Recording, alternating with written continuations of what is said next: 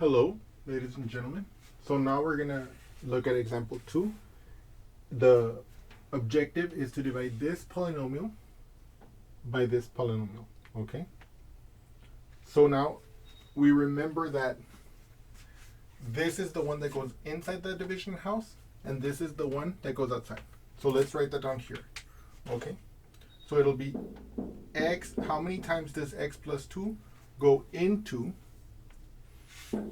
x cubed plus 6x squared plus 11x plus 6. Okay, that's the question. Okay, so now let us execute this example. We ask ourselves, how many times does x go into x cubed? We recall that x to the n times x to the m equals x to the n plus m. And moreover, we recall that x is the same thing as x to the first power. So if I have x to the first power, I ask myself, how many times does x go into x cubed? It must be x squared, right? Because if we accept these two facts, then x times x squared will be x to the 1 times x squared because of this fact. This x is shorthand for, it's actually shorthand for 1x to the first power. But for us, we're only concerned with the powers. And then, of course, from this rule here, we see that this is x to the 1 plus 2, and that's just 3. Okay? But so now we know that x goes into x cubed, x squared times. So now what do? We say, we multiply. What is x squared times x? That's x cubed. What is x squared times 2? Plus 2x squared. So now we put our line and we perform our subtraction. Let me fix that x squared here so it doesn't look bad. I ask myself, what is x cubed minus x cubed? That's gone. Boom, gone. What is 6x squared minus 2x squared? 4x squared. Okay. Then I bring down my 11x. Okay, so now I ask myself, how many times does x go into positive 4x squared? I know that x times x is x squared, and it's positive 4 there, so it'll be plus 4x, okay? Now, 4x times x is 4x squared, okay? 4x times 2 is 8x, so it's going to be plus 8x here, okay? So now let's perform the subtraction. What is 4x squared minus 4x squared? That's gone. Boom. Gone. What is 11x minus 8x? 3x.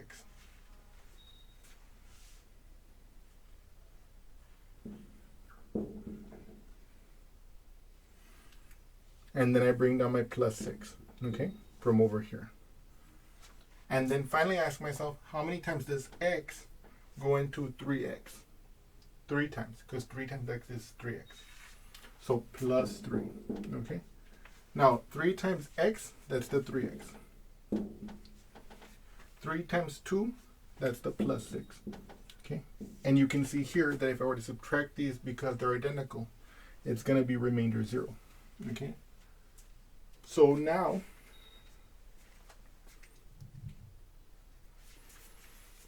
what we're claiming as a result of this fact is that this is equal to x squared plus 4x plus 3, okay?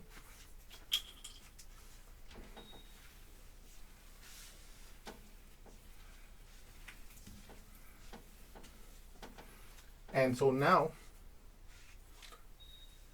so this is the division fact that we constructed by long division. And it gives us an equivalent multiplication fact, okay? What is the implication of this division fact? Well, we recall that if I had 8 divided by 2, let's say, that would equal 4 because 2 times 4 is equal to 8. So the fact that this division fact, assuming our long division is right, so assuming that this division fact is true, then we're claiming that, let me not write this with the parentheses here. We're claiming that x cubed plus 6x squared plus 11x plus 6 equals to x plus 2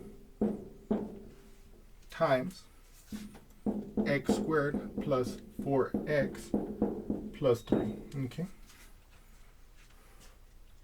And so, as I mentioned, one of the reasons why we're doing long division is because it'll help us to factor polynomials. And so, for example, here we had a cubic. And this cubic, it has 4 terms. So we might say maybe we can factor it by grouping. And you can see that this one will not factor by grouping. Okay? It just won't. And so using a technique that we're good. So, for example, let's assume that we knew this was a factor, okay? Just for now. Later on, we're going to use the rational roots theorem, and it'll allow us to make intelligent guesses as to what the roots could be, and then we're going to be able to find out if any of those roots are actually roots, and that will give that will lead us to have factors which we can then use to reduce polynomials, just as we did here. In this case, we just basically, in this example, I know the factorization of this polynomial, so I use this one to give us a clean division as an example, obviously, for what we're going for, right?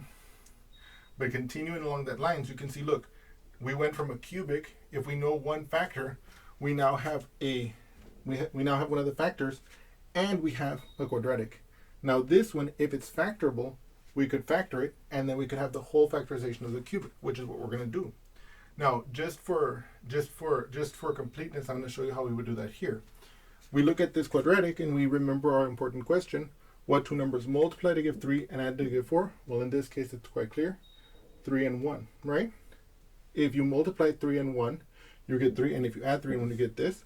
So you could very easily see from here that this factors as x plus 2 times x plus 1 times x plus 3, okay?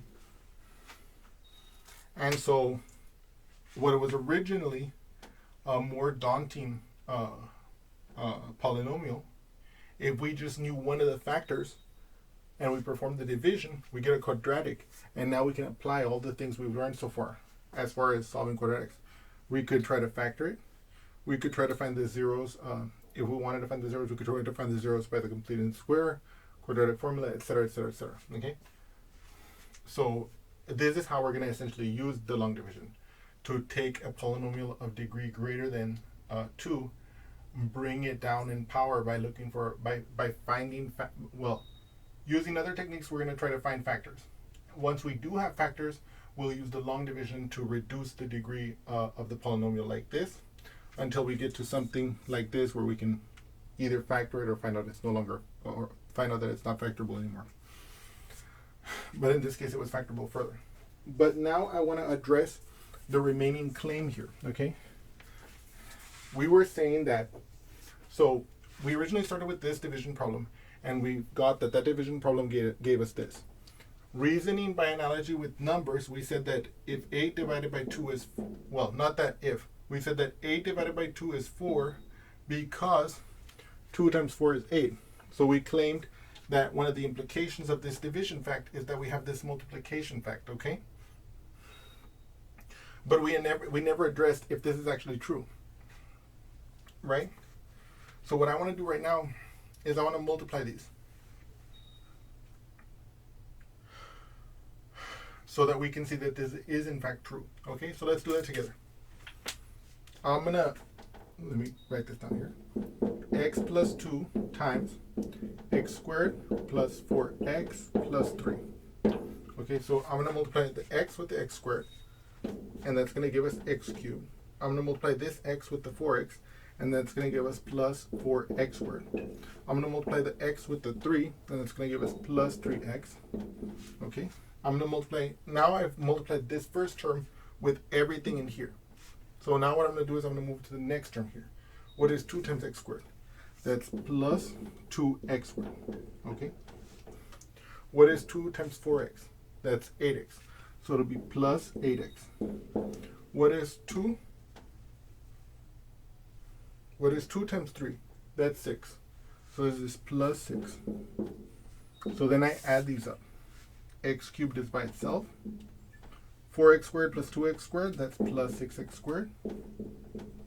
3x plus 8x, that's plus 11x. And then plus 6. And look at that. That's exactly what we expected it to be. Okay? So let me just recap what we did. We started with this division problem. We were able to use long division to find the quotient over there. Reasoning by analogy, we claimed that that implied the following multiplication fact for these polynomials. And by multiplying out these polynomials explicitly, we were able to see that indeed they do multiply to give us this polynomial. Okay? And so I hope you've enjoyed this example, and I look forward to seeing you again soon. Thank you so much.